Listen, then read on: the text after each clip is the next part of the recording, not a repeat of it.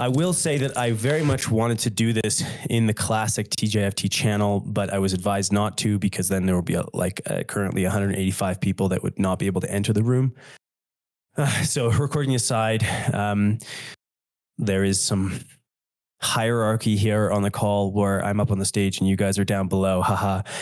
But really, if you want to come on the stage at any point, just put your hand up, and I would prefer it if this call was community run from the beginning to the end. If you have a question, you want to say it, I'd love to hear your voice. I'd love if you jump on the stage and ask your questions directly to me. And then after the fact, we might even jump into the TJFT channel and go for more of a, highly interrupted conversation like we usually do. That being said, for the time being, it's going to be well controlled here with me up on the stage, and I'm going to take you guys through the announcement from start to finish. So yeah, let's go. I think the number 203, hey, if you're late at this point, you clearly don't care. So we're just going to jump. Yeah, see what 204, 203. We're good to go. We're good to go. Oh no, it's 205. We're going to go anyways. So great. So in this call, I want to talk about a couple things. 4 major points. So I want to tell you guys what our best understanding of the attack is so far and what has occurred over the last week, as well as in the preceding month. There's been a number of things happening behind the scenes that we want to talk about. Like, we've not just been sitting here twiddling our thumbs. We've been working very hard to deliver a strategy to mitigate any additional attack vectors and then open the chain back up in a safe and responsible way. And then we're going to talk about what all this means going forward and our vision for, getting back on our feet and turning this into a super win for Bittensor in the long term. But before I do that, I really want to acknowledge a number of groups that were essential to the shoring up of the chain and protecting every single one of us from an attack vector. So the first group was Manifold. Manifold Labs was the team that actually discovered the attack and informed Opentensor within 25 minutes of the first coins moving from wallets. Exceedingly fast. I mean, it showcases that these people have their nose to the grindstone, their ear to the track, and are paying attention and looking out for all of us. Second would be the Taustats team that immediately reached out to exchanges and had a large number of the funds locked. I'm not going to say how much of the initial funds were locked, but we're confident that at least 10,000 of the Tau, the roughly 27,000 Tau that was hacked, is recoverable. Maybe much more than that. But I don't want to speak out of turn here and promise anything before that's for sure. So anyways, I want to say just, big thank you to Mr. Mogg. Now, give me a moment, guys. Also, the actual source of the attack came from Ayer Van Tour's validator. That happened, funny story. He discovered the attack while sipping coffee over breakfast the following morning. Within 24 hours, we had full knowledge of where the attack came from. It came from our developer community. It came from our validators. And then going forward, we had people like the Datura validator reaching out to the Secret Service, working with investigation teams and raising bounties to figure out where these funds have gone and who performed this attack. We have a myriad of people outside of those that I just named that have been essential. And I want to thank them specifically because they have played major roles here, but the list goes on and on and on and on and on. From the moderators to Opentensor itself, amazing work by the team there, to working tirelessly, honestly, for the last week. We've had engineers working at all hours of the day, 24/7, pushing changes to the protocol and ensuring that we as a community are totally safe when it comes to our funds, and that Subtensor and Substrate and Bittensor are 100% shored up. Anyways, so, also moderators have been in there. I've been seeing you guys down in the weeds full time. So that's the thank you. Now, let's get into the nitty gritty of what happened, or as what happened according to the knowledge that we have now. This is our best effort at giving you guys a timeline, but we reserve the right to change what we believe happened, because we're dealing with imperfect information, and we're just trying to get as much information out to the community as possible so they can help us in, tying down funds and finding the attack vectors that are potentially dangerous for us going down the line. Let's go through this. Can I just get a confirmation that everyone can see my my screen here, and we're on the right slide where it says the attack, our understanding so far? Can I get a confirmation from everyone? Yeah, we can see. Okay, good, cool. Because I can't see what you guys are typing. So all of this starts on May 22nd, 2024. Opentensor was doing a chain upgrade to allow for people to reduce their take from 18% to 9%. And this was a substantial upgrade to Bittensor. And so this actually plays a major part in how this attack occurred, and why we were not able to detect it. And the reason for it is that we were doing a major migration of all of the chain staking accounts so that we could facilitate the change in delegated take percentage. Because of this migration on the chain, the upgrade took over 3 hours. And our process of performing a full upgrade of the Bittensor protocol, including Subtensor, means that we don't actually push to PIP until the moment the chain upgrades. So at 6 p.m. UTC, we were performing the upgrade, but then we didn't upgrade the PIP until sometime later. And it was between 6 and 9:22 that a malicious package was injected into PyPy. This would not have happened if we had upgraded both at the same time. And it's right here where I believe Opentensor needs to focus on more security. Obviously, and we'll be fielding questions about this and talking about our plans to make this impossible, but it's a very manual process to move both a chain upgrade with multiple keys, multiple individuals signing multiple packages simultaneously in an uncertain environment. But let's go through it. So at 6:06, we upgrade the chain. We begin the upgrade. At 7:14, the pipeline is injected. And at 9:22, the Subtensor chain migration is complete. And 9:27, Bittensor 6.12.2 is officially released on our GitHub. Now, that period of time when the PyPy package was available and being downloaded with repositories that had pinned that package, or if you were using pip to download Bittensor on your CLI, that was only 7 days between the 22nd and the 29th. So we hope, but we don't know, that if a lot of people were affected in that period of time, perhaps that mitigated the total risk to everyone. And but we're not taking any chances, and we'll talk about that in a bit. So on May 29th, we upgrade PyPy to the newest version, that's 7.0.0. Now, between the 29th and the July 2nd, we are not 100% sure how many people were affected or for how long the attack lasted.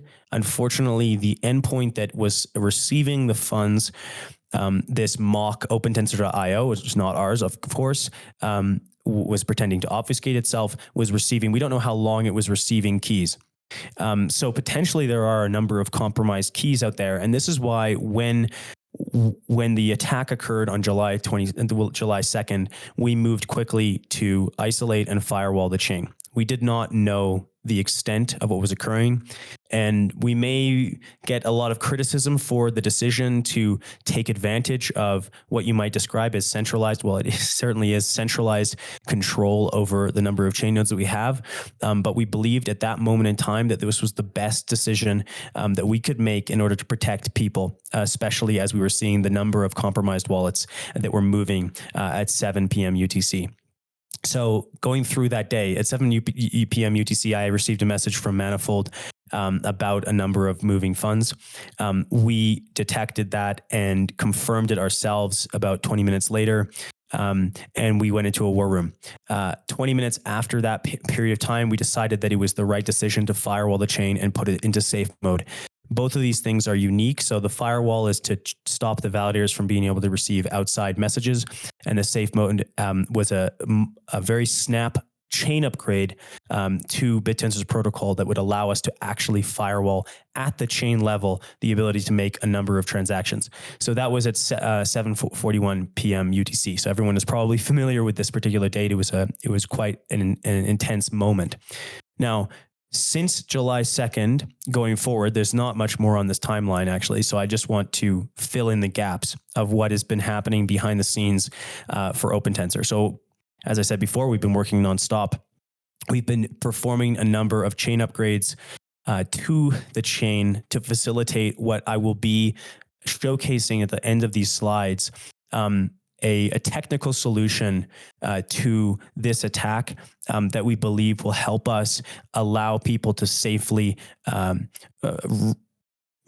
recreate their keys and in the event of an attack, protect themselves. So since July 2nd until today, we've been hard at work doing numerous upgrades and pushing the technical changes into the chain that would facilitate the further slides, which I'm going to show you. But before we get there, I want to talk about how Opentensor itself is changing to mitigate this. And we were already in the process. I want to make this very clear. We were already in the process of changing many of the processes at Opentensor. So this would have not been possible going forward within, say, a month of where we were today. Opentensor has grown over the last 3 to 4 months from 10 employees to 40. It's going through an absolutely a remake of the organization to focus on security and process and ISO compliance across the board, so that we can be sure that we're not only just plugging the holes that allowed for this type of attack to occur, but going above and beyond to become one of the most secure software companies in the world. But I want to talk about what we have today. So as of today, meaning since this attack occurred, we've been working to change the very processes that would have potentially stopped this attack. So we've yanked the package. Of course, this is easy, but we've also performed a full code audit of both Bittensor and Subtensor, the same code audit that we performed to find this attack vector in the first place. And we feel fairly confident that we are not at risk of anything more. Also, we've integrated into the chain both cold and hot key functions onto the chain as native calls that people can make continuously. So this is coming out on Monday. Currently, the chain is firewalled, but by Monday, you'll be able to do cold and hot swaps on the chain. And we will be able to make this something that's just native and part of the ritual of the Bittensor ecosystem, so that this doesn't happen. Like we can't have a long period of time when people are using the same keys. We want to make that not a requirement, but part of the culture of safety when it comes to Bittensor keys. We've already begun the process of following strict ISO compliance for PyPy packages, automatic key rotation, and CI-based abstraction, which potentially would have mitigated this attack. However, we're not totally sure. But certainly things like package checksum verification directly inside of our CI would have really helped this process. But that's just today. Going forward, taking Bittensor from being, I think, open to attack in some vectors to becoming a fully secure and going above and beyond what we can expect from a wallet in terms of security Um, Stage 2 is really just about pushing us to the limit of what is um, taking us to the state of the art in terms of mitigating risks. So obviously, Opentensor has talked about the release of child keys and how this will help us to centralize risk in the ecosystem. But we'll be doing some technical changes to the code base, and a lot of these things, a lot of these ideas came from our developer community. From the Church of Rao, from open source contributors, but also from inside of Opentensor. There are a lot of like low hanging fruit that will take us to become an incredibly secure package that can mitigate any other types of attacks, whether it's a brute force attack or password cracking or sub-package summation attacks or salt rainbow attacks on the wallet. None of these things occurred, but we want to make sure that we go to be best in class 5-star when it comes to security going forward. Now, above and beyond, really, we want to make BTCli Wallet multi-signature keys native and very easy to use for everybody. Two, the best way to secure your funds and keep them safe will be to do things with air gap machines. We already had a proposal for this, but we're going to be pushing this really strong, really hard to allow for BTCli Wallet transfers or any other type of operation in Bittensor to pass over an air gap with QR code or file, which is based on really whoever decides to implement that. This would allow people to, for instance, sign a message, a transfer from an air gap machine, create a QR code, scan that with the Bittensor iOS wallet, and at no point are your wallets exposed to the internet. We want to make this native to the way in which we build the BTCli wallet, and this is unique to I think only the most secure wallets in the ecosystem. So we want to be better than what's the standard here, and then also something that is on the roadmap here for the iOS wallet and the extension is just native two-factor support, so that for users that are laymen that don't want to deal with air gaps and multi-signatures, that they can just use two-factor support with things like the authenticator or their own email address, and have additional recovery processes in place for people that just want to hold Tau and stake it. And they don't want to do this difficult, more involved stuff. So these are all things that we have talked about in the past, but Opentensor is going to be pushing myopically in the next couple months to get out to our users so that this can never happen again. The wallets of Bittensor and Tau is the foundation of everything we build. So we're taking this very seriously. But let's talk about going forward. Most people are on this call because they want to know, how are we going to deal with opening up the chain? Before I get here, I want to reiterate why we closed the chain. We took centralized authority and we made a decision. And the reason we made this decision to close the chain and Fire Wallet was because we believe that the most important thing is people's funds and Tau. That's the foundation of everything that we build in this ecosystem and as part of this community. We can talk about chain decentralization with proof of stake or proof of work. But at the end of the day, that decentralization is going to rest upon the decentralization of Tau holdings. It's going to be for people's Tau holdings and be for our commitment to maintain effectively property rights for people in this ecosystem. So it is the most important thing for us, and that's why we chose to take some liberties, you might say, in terms of decentralization, to firewall the chain and put it into safe mode while we had that opportunity. And I hope that the community understands and appreciates that we did that to protect your funds. But anyways, let's talk about how we're moving forward. Opening the chain back up. And this process is in many ways what we've been focusing on in the last couple of weeks, polishing this process, ensuring that it is tested, secure, resistant to attack, and adversarial. We're in a very difficult moment here because we don't know how many keys are potentially compromised.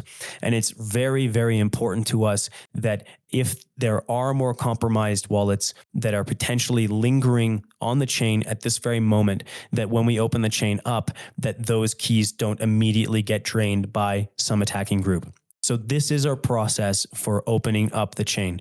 And I want people to be pay a lot of attention here. We would very much appreciate your help communicating and educating people about how we're going to perform this process. It's fairly simple, but let's go through it step by step.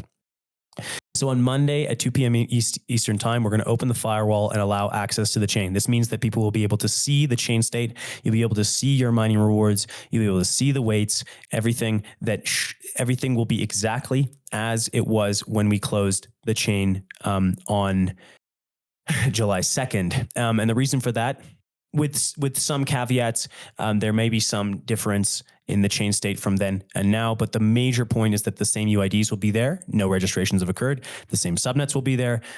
No subnet registrations have occurred. And no weights have been set. So the incentive distribution for all of the subnets should remain intact and be the same when you will be able to see that chain state on July 8th, 2 p.m. EST. Now, the second thing that we will enable on the chain on that date at that time is the ability to set weights on the subnets. Even though registrations will be still locked, this allows subnet validators to still distribute the emissions across the subnets as if they were running with a locked UID set. So no one can register, but still people can set weights and we can perform validation over the state of those miners. Third thing, we're going to enable a special function, which has been the product of the last week's development, called scheduled cold key swap function. So the way that this scheduled cold key swap function, now just very important, only these two functions will be available on the chain. Everything else will be in safe mode and you cannot transfer funds, stakes fund, unstake funds, create subnets, et cetera, et cetera. So the reason for the set weights is obviously to allow Bittensor to begin its normal process as soon as possible. And the scheduled cold key swap I'll explain in a moment.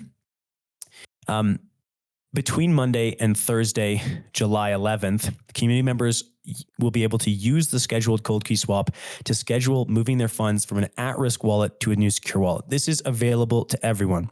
It was very important that we built a process that was not privileged. We didn't focus on any specific users. We built something that everyone could use to secure their funds at the same level, with the same mechanism on chain, without KYC, without Discord messages, without knowing Opentensor. We know that people are a little afraid of whether or not their keys are at risk. And so we built this function to allow them to swap their cold key, swap their keys, and everything associated with those cold keys directly through the chain without having the Opentensor. So what does the scheduled cold key swap actually do? Well, when I swap my cold key with another, all of the maps, all of the state of the Bittensor blockchain will swap in my new key and swap out my old key and replace it with my new key. So you keep all of your hotkeys, you keep all of your subnets, you keep all of your balance, you keep anything that is associated with your key on Bittensor. If you think that your funds are at risk, you want to call this function so that if in the event that the attacker is able to eventually use your funds, that if they were eventually to call a transfer, the cold key would be swapped and they would not be able to perform that action. So we want people, we know there's gonna be a flurry of people sending this transaction. And don't worry, you have 4 days to send this transaction, and it doesn't matter if you send it at the very beginning of the process or at the very end of the process. And really, if you don't think that you're at risk, we recommend not sending it. Like for instance, if you use the extension or Polka.js, or you staked with Taustats or Nova Wallet, or you didn't download Bittensor 6.12.2, and if you never actually called any transactions from that particular version of Bittensor, we're very, very confident that you're not at risk of losing funds. But let's talk about how this process proceeds from Monday until Thursday. So this scheduled transaction does not actually perform the swap. It schedules it for 72 hours later, when the actual swap occurs on the chain. And I'll explain why we did this in a moment. So on Thursday, the first scheduled swaps would begin to execute on the chain. So scheduled swaps are executed on the chain on Thursday. The first one would be sometime around 2 p.m. And Thursday will also be the date that we bring the chain back to normal operation. So after Thursday, everything is the same on Bittensor. You can set weights, you can register subnets, you can register UIDs, you can burn register, you can stake, you can unstake, you can delegate. Everything is there. Now, there is a situation that can arise, which might describe as a race condition between you and an attacker during Monday and Thursday. And this is the complexity here that we needed to deal with. If both you and the attacker has the key, there's a chance that, for instance, if we had opened the chain just directly on Monday, July 8th, they would get the transaction in before you, and Bob's your uncle. There you go. You've lost your funds. So we have this window of time where it doesn't matter if you send it it doesn't matter when you send this transaction to swap your key between Monday and Thursday. If both you and the attacker were to perform the same operation, that means if your keys were actually compromised and the attacker were to choose to perform this swap operation like you during that 4-day period, what we will do is take your key and lock it and turn it into what we would describe, what we're naming an arbitrated state on the chain. So just make people understand this very specifically. This would only occur if you and the attacker attempted to swap your keys within the 4-day period. Most people, and we really highly suspect that a large number of people that call this function will not enter this arbitrated state. However, we will provide mechanisms for you to see if that's the case, who's arbitrating your key in terms of their key SS58 address, and whether or not everything is performed the swap after Thursday. But in the unlikely case that this occurs, because it potentially can, given that 2 users have this key, we take your key and we will turn it into what we are calling an arbitrated state.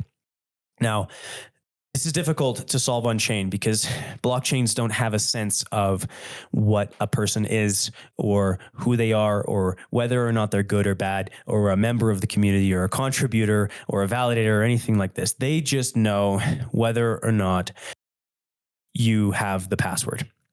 And so there is no difference between you and an attacker from the perspective of the chain come Thursday, July 11th at 2 p.m. We had previously attempted to solve this process by KYCing individuals that fall into this arbitration period ourselves as Opentensor.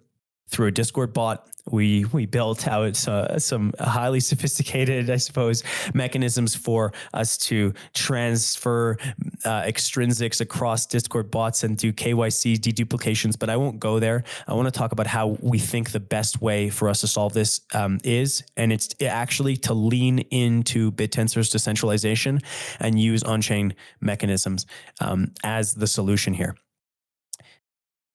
We took a moment to become more centralized in order to solve this problem, but we're leaning into decentralization right here, right now. So in the event that your key becomes arbitrated, and in the unlikely event that your key becomes arbitrated, we will lock your funds until there is an on-chain vote of which voters come from the Senate to unlock towards one of the keys that has been submitted. So in the event that the user and the attacker submit different destination addresses, we're using a proof of work mechanism for Sybil resistance, but I can talk about that complexity later.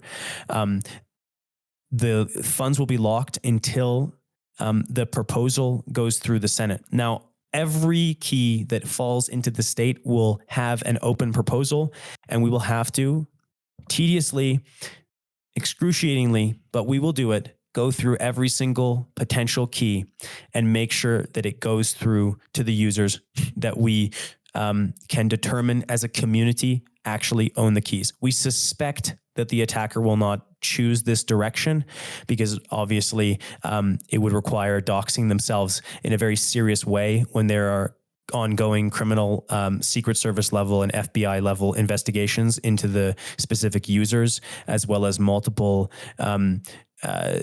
private investigating or agencies and hacker finders looking for them. So we suspect that they probably won't be attempting to go through this process. But if they do, maybe we recommend they should, so we can find them faster.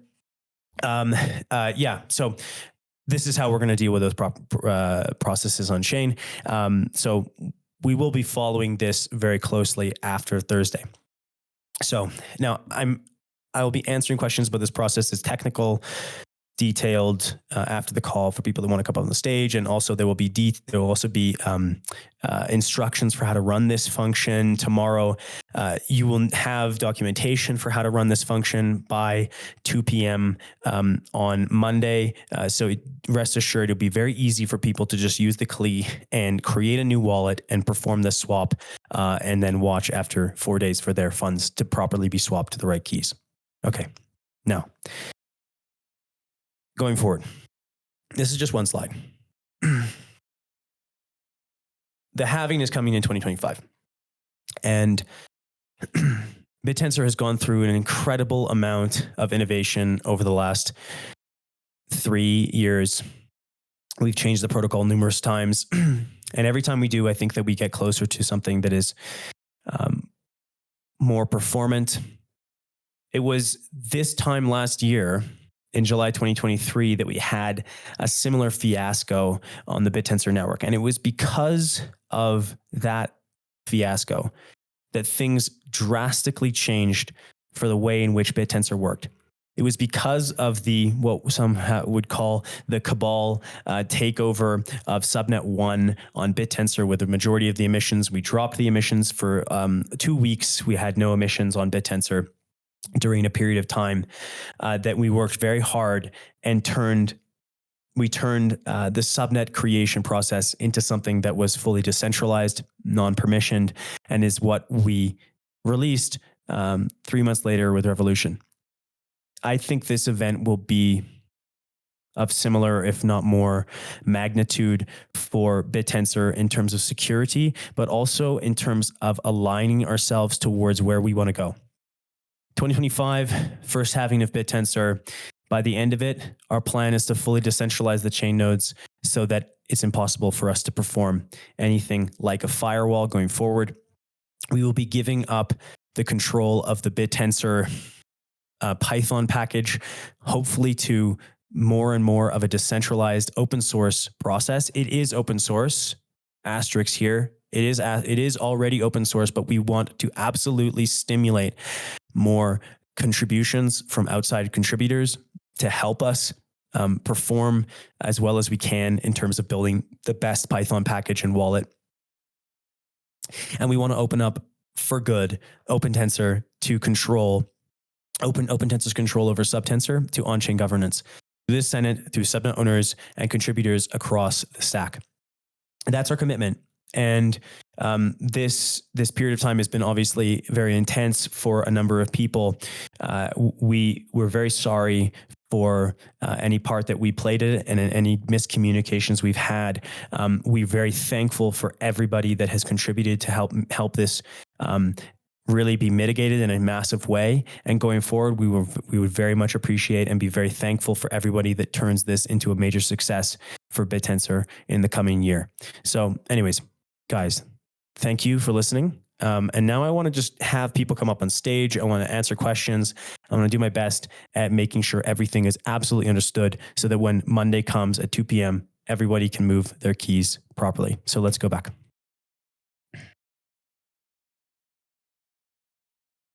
Great. Raise your hands. Oh, wow, there's 300 people here. I guess I started too soon. Guys, okay, well, you can answer. Perhaps someone can help me. Yeah, Easy Trades on. Come on up. We got Mog Machine. Come on up. We got Ref. Come on up. Hi, can you hear me? Yeah, I can hear you. Hi. Yep. I came in a little late. I just wanted a maybe like a 1-minute explanation as to the cause of what made possible this hack. How did the package get inserted into the file on GitHub? Yeah. So I mentioned a bit in the call that we have a very unique process for upgrading our packages on the chain and in Python. And the uniqueness comes from the fact that we have to have the package in line with the chain state at the same time. Otherwise, it doesn't make sense for you to install the package, et cetera, et cetera. And because of that, it's a fairly manual process in order for us to update the PyPy package. And this was the attack vector.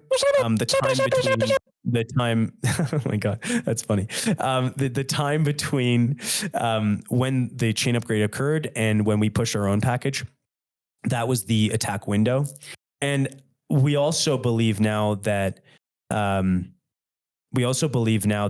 there are probably a number of ISO compliances that we need to really focus on here in terms of how we can stop, like for instance, key control. Like we should probably not have any individuals that have keys to upload the PyPy package, which was what happened at that particular time. We don't know who uploaded it. Was it an attacking group? Was it someone else? We don't know. So they must have hacked the keys or got access to the keys in some other way, and then used that to push the malicious package.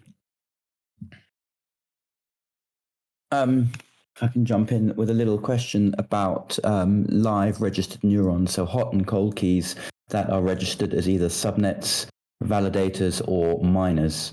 Will the scheduled hot key or cold key swap, how will it affect them when the chain is brought back up?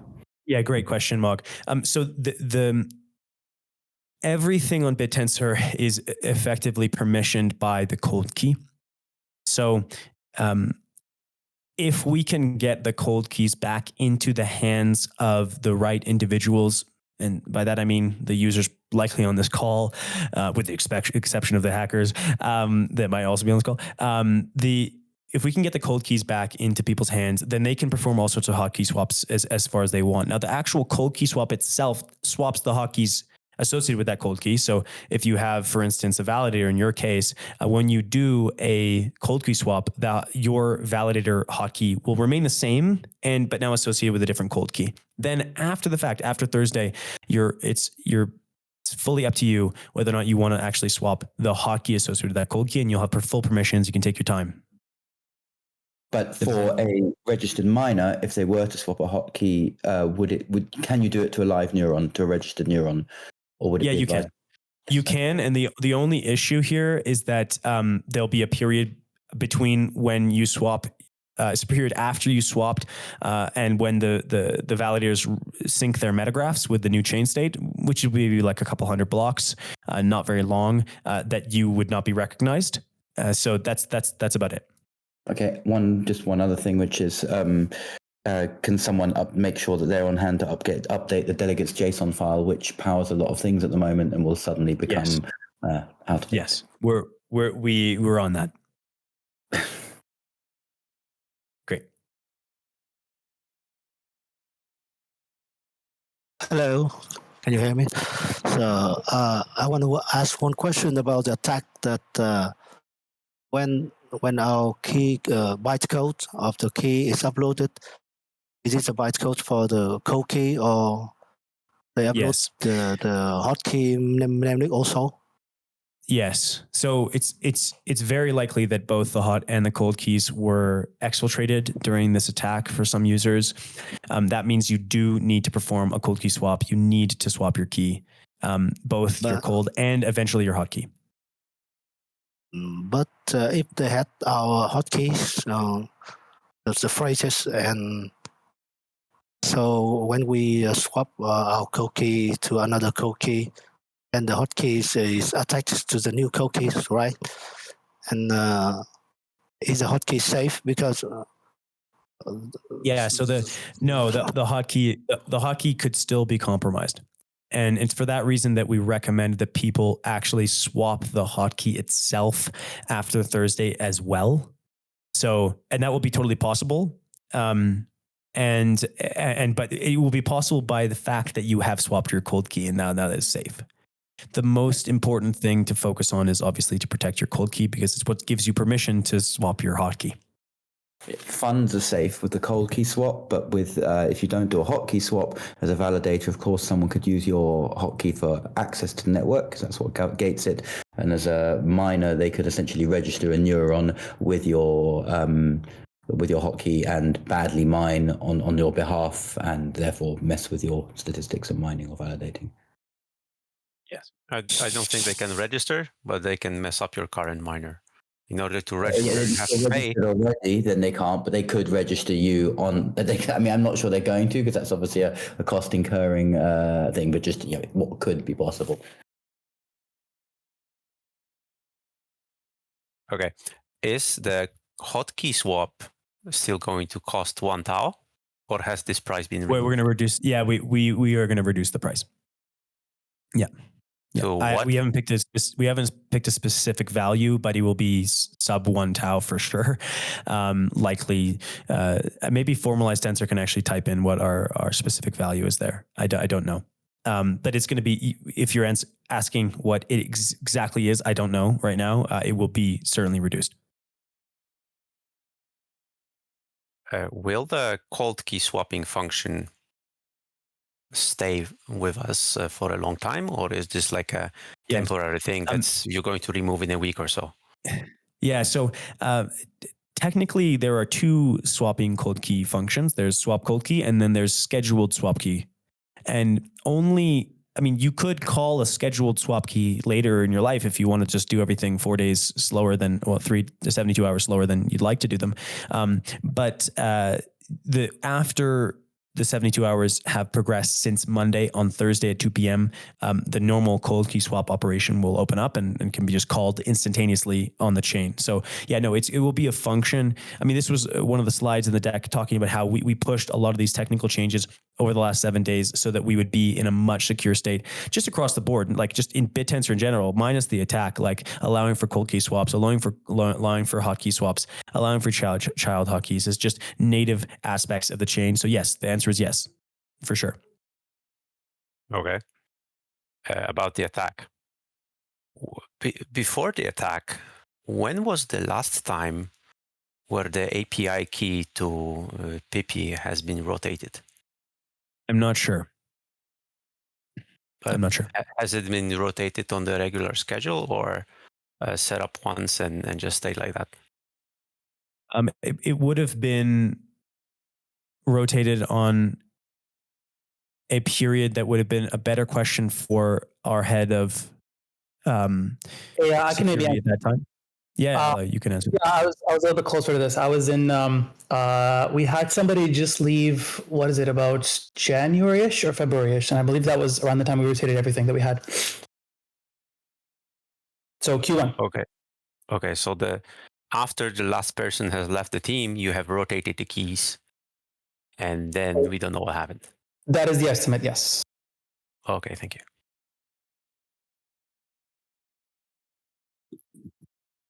Hey guys. Hey Cons. Thanks for having me on stage.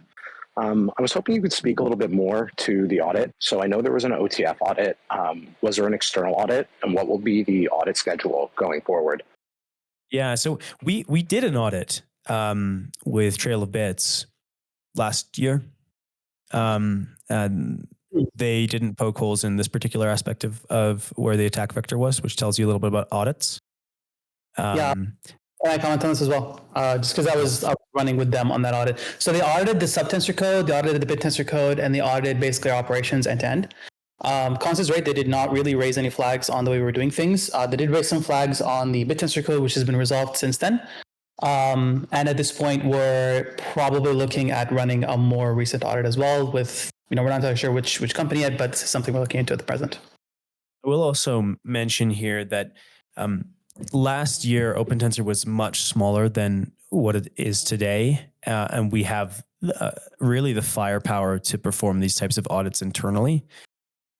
We have hired people specifically to get us to ISO compliance, and that process was actually underway when this attack happened. Okay. It's all good to hear. Would you guys be interested in opening any form of community audit program or pursuing a community audit? Yes, absolutely. And because like we absolutely want to get help from our community. We know there's these absolute geniuses out there. So for sure, bounties, white hat bounties. I will personally be funding core Opentensor. The Bittensor core developers at Church of Rao. I will be funding them through a validator program that's in the works. But yeah, if you have any suggestions, BT Guy, about how we should set that up, and we will take lessons from anyone. Yeah, I definitely do have some suggestions. I don't think the open forum is the best place to voice them. But what I can say is this community is some of the most intelligent people that I've met to date. And I think it would do the network justice to let some of them take a look at the code. Right. That's it for me. Thank you so much for answering my questions. Thank you, BTK. Hey, can you hear me? Yes, SX. Yeah. So in most of the cases, when things like this happens, is like someone from the team. I think in 70 or 80% of the cases, is someone from the team, someone that opens the access or stuff like that. So I'm like suggesting to like have a look inside the team and like to check on the former members of Bittensor, because there might be something there that they have done in the past, or yeah. Thank you for your suggestion, Essek. We there is an ongoing investigation, and we don't want to point fingers until there's more information. But we're working with authorities to follow through with this process in the right way, and so we're keeping our cards close to our chest, and we're not saying things out of line. But thank you. Yeah, absolutely. Also, what will happen with the blocked DAO? How much time it will actually be blocked until the voting will be available? Great question. So let me talk a little bit about how this happens technically. So if the attacker decides to sign this transaction, which becomes in conflict with your own swap during the 72 hours that this particular transaction is the only available on the chain, if that race condition occurs, we create a unique proposal for that specific cold key, and being yours, for instance. And then that proposal is in continuous availability, you could say, like it's open on the chain and will be viewable by everyone for us to arbitrate just one by one.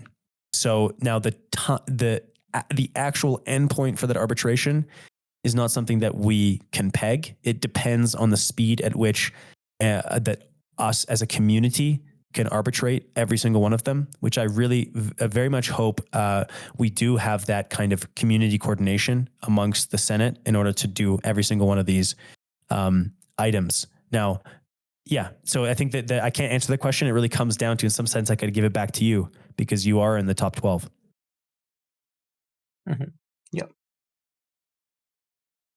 Hey, Jake, can you hear me? Yeah. Hey, David. Hey, thank you guys. Really appreciate all of this info and transparency. And I know you guys have been working around the clock. Very much appreciated from the community. One question I had was just, will there be a tool to see if a wallet address has a scheduled cold key transfer so people can see if there's been a claim on their address? Yes, exactly. There will be tools for that. Okay.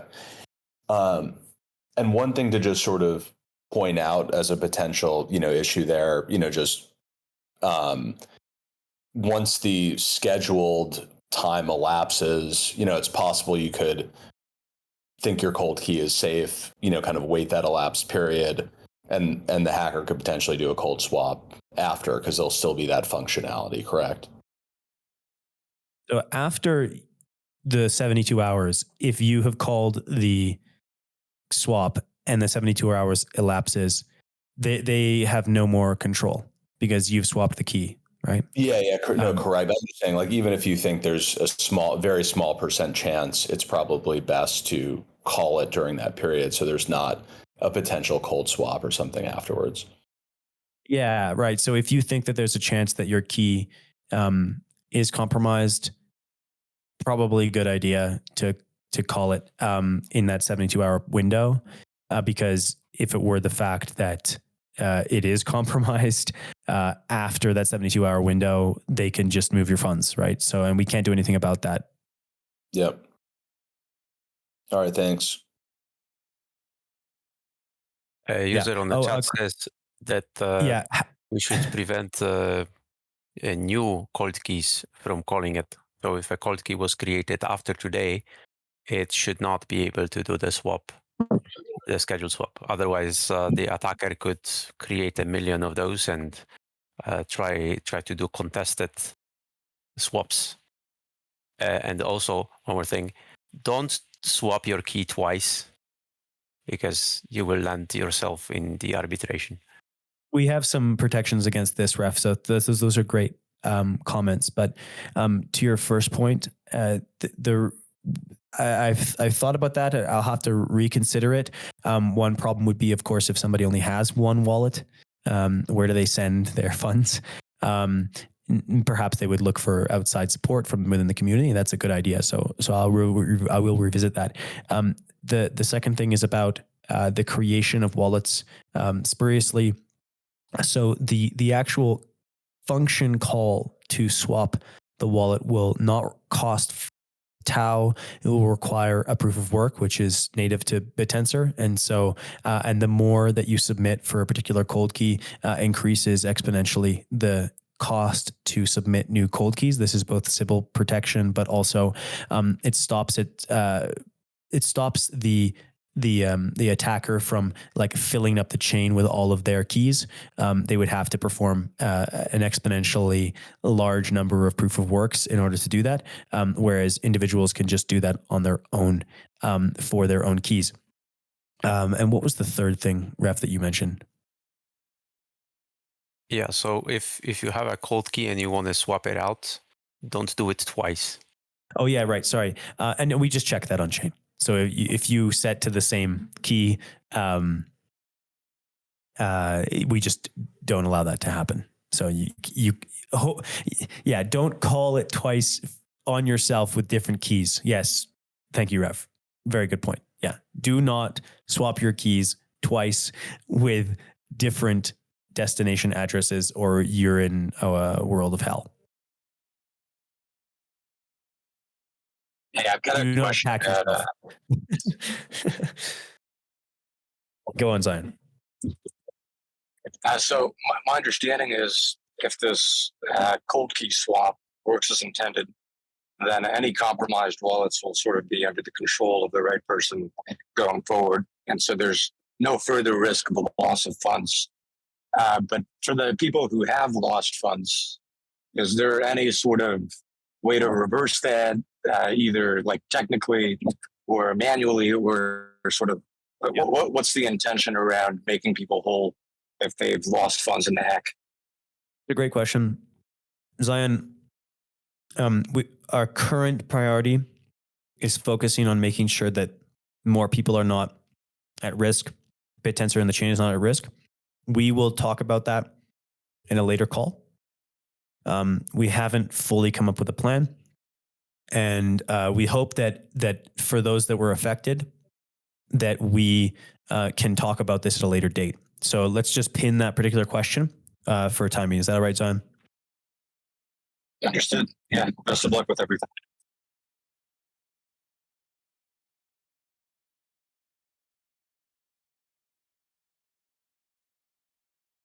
William. Hello. This is going to be a busy stage, guys.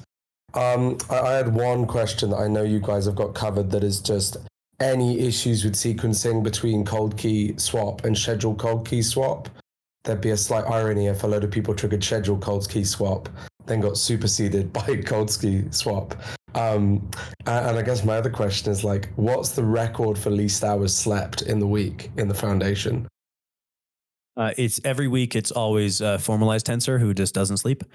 So yeah, that just goes back in for a number of months. For the second, the first question, Fox, you can't call the cold key swap until Thursday at 2 p.m. So only it's scheduled. Was that your question? It was more if the because the scheduled swap has a fixed time interval, or it just triggers exactly on Thursday at 8 a.m. It has a fixed interval. So this is important, right? So yeah, thank you for bringing that detail here, Fox. It's 72 hours after the fact, right? And so if your key has called that within the first 72 hours, you can't then call cold key swap while that one is waiting, if that makes sense. So yeah, we did the accounting. Exactly the point. And again, it's a stupid question, but it's nice to know you've covered it. Yeah, I'm glad. There you go. Community support audit, a community audit. There you go. Okay, so I have one thing. Currently, if funds are moved between wallets, you can go on Tau Stats, you can see what's going on. You can see it on Polkadot. There's a number of tools for that. If the money is stolen along with a hotkey, so someone does not transfer money out of the, cold key, does not transfer money out of a cold key to another cold key, but takes the entire cold key and then swaps it several times in a row, then I don't think as a community we have tools to keep track of it. So if this is a vector of like someone will try to use it, then we will be blind.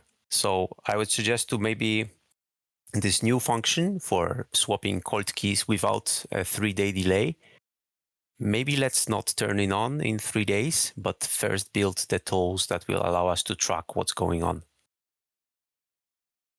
We've lived without this instant cold key swapping for a very long time. I think we can stay without it for a couple of weeks more. It will be fine. Great. We'll talk with you offline, perhaps, Ref. Okay. Obviously, our goal is to move as quickly as possible here and get the chain going. So we'll see what we can pack in terms of technical changes by Monday. But yeah, I hear you. Okay. Thanks. Yeah. Now, Siruk, do you have any questions for me here on the chain on the stage? Yeah, it's kind of like it's one question, but it might have two parts to it. But first, I just want to say thanks for all the hard work and all the hours you guys have been putting in. The question is the arbitration process. Let's say the attacker wants to make it difficult to tell which accounts are really in arbitration, or flood the process with additional requests by using accounts that are just recently created. Are you guys going to be going off of like a timestamp or a certain block? Basically like at the end of this block, anything after that won't be going into arbitration. And then if it isn't a fixed time or a fixed block or a height, and people are, between Tuesday and Thursday are firing that delayed function, there is going to be a window of time that you can't just pick a date and look at everything after that. Right. Yeah. I think I understand your question. Everything before. Okay. So from Monday until Thursday, let's say that the attacker has your keys. If for everyone else, it's easy. The key gets swapped, right? So no problem. Let's suppose that the attacker has your key, Siruk. So you call the swap, and then he calls the swap, or she calls the swap, or they call the swap, or whatever. Swap says, hey, no, actually, this is the destination key over here. That just the fact that a second key has been registered in that period means that the key now goes into arbitration. So now it's in this new state. The cold key that in question is in a new state. So you're following me up to this point, right, Siruk? Right. Yeah, I follow that so far. But my question was no, I understand what your question is about going forward. Yeah, okay. Going forward. Okay. Yeah. Yep. Yeah. No, I just setting the stage. So at this point, we create basically a proposal for the key. And that proposal is now immediately up for vote amongst the Senate. And if a quorum is reached on which of the two keys is the one that we as a community can decide is the legitimate key, that's the one that goes through. Now, obviously, what if the attacker is put both his keys in, right? So it's only two keys available for vote are his. Well, this is why we actually have to we have to allow individuals to continue to set new keys in the period going forward. Now, every key, and this just depends on the chain effectively. So the set of potential keys to select from over time can grow. But the difficulty in terms of proof of work to register a new key associated with another cold key increases exponentially, so that for an attacker to do this process in a massive way across multiple keys, they would have to fight effectively proof of work to steal every single proof of work in that period. So the good guy just needs to win one, right? The attacker needs to win every single one, growing exponentially. And then let's say that they give up and the user finally gets his key in there after a long time of fighting this proof of work battle between him and the attacker. His key is now in the set. Let's say it's 100 keys. He can come in here and be like, look, I am legitimate. Here is my key. Use this key and I can sign this key and I have a signature for this key. Please vote on this one as the correct one to distribute funds to. So, assuming that there is some way for us as a community to determine between these types of the attacker and the legitimate individuals, that process can come in play at that moment. Does this make sense? Yes, it does. I was also concerned about the volume of proposals that will be created that the Senate must review. Like, how do we keep that to do we use the age of the account? Because basically anything before this attack should be what's in arbitration, nothing new after Thursday. Yeah, exactly. We had that stuff in check, right? So you can't ask for an arbitration or a swap on a key that doesn't have funds or hotkeys, right? It doesn't make sense if it has less than some amount of balance. The actual initial swap cold key requires a fairly large proof of work that makes it difficult to just DOS the chain. And that amount is growing continuously. So we've thought about all of this stuff over the last couple of days, and that's why honestly we've been sort of radio silence for the last time. We said we were having an announcement, and then we pushed it and so forth because we were trying to focus on those things. But these are really good questions. Thank you, Sirach. Yeah, absolutely, and these are good tools to have. I'm a part of a couple of other blockchain projects, and this is actually a really good solution, even when there's things that aren't currently looking like this. Yeah. So during the good times. I want to say something here before Fox jumps in about how we feel about this process is in order for this to work properly in the event of an attack occurring in the next week or so, it is simply going to stimulate Bittensor's on-chain governance in a massively positive way. So the outcome can only be positive here for us. It's like, okay, nothing happens. Everyone gets their keys back to whatever. Other option is, boom, we have a fast-moving, highly functioning, tight-knit community on-chain governance, maybe one of the best in the world because of the scale of the number of keys that are in arbitration, right? Many votes all the time, us pushing this aspect of the project to push a really well-functioning, fast-moving, decentralized governance system. So it's only up in my mind.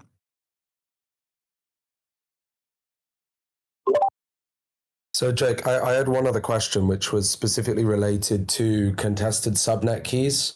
Now, obviously, subnets require a lot of gentle love and tuning through the use of the key throughout the day, often multiple times in a day.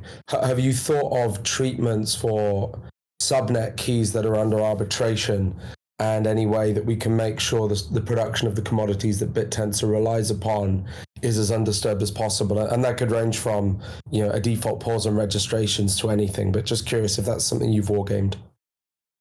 Yeah, I mean, when these proposals open up, let's say, for instance, God forbid that the arbitration period happens for Mog Machine here for Tau Stats.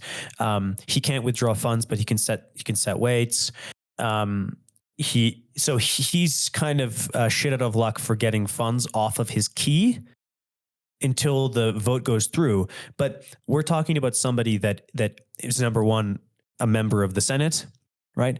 That has deep community engagement and connections within the system. And I imagine that when it comes to super important keys, that we can swap them through on-chain governments, it's very quickly. So he's a sketchy guy, Jake. He's a sketchy guy. I think he's a sexy guy. But I was going to say, you just basically said I can come and win all arbitration because he will trust me. No, that's the answer I assumed. I just, it's obviously a concern of what happens if multiple subnets get stuck into this state for too long. But generally, the teams running them are pretty public. Although no one wants to make assumptions and have every base covered, I think there's a very small chance that at this stage, an attacker who has perform the actions that have been performed is likely to pop his head up just to have another bit of fuckery at the risk of exposing themselves further. I don't want to say any more on that, but if you think deeply about this, it probably wouldn't be the wisest choice. Yeah, exactly. So guys, I am going to pin the call here and to keep it just over an hour because we'll be having a call 2 p.m. Eastern time tomorrow, where we will go through this technically, show people on a demo on the screen, and we can continue that conversation on into the wee hours of the night if people have questions or problems with installing or going through the documentation. So stop it here. Thank you so much for your questions, everyone. It's been a great call. Let's fucking go. Let's get out there. Let's do this. I'll see you guys tomorrow. Thank you so much, Mog, Fox, MX, Dave Fields, Ref, Saruk, Essek for getting on the stage. I love you guys. Okay. Ciao. Bye.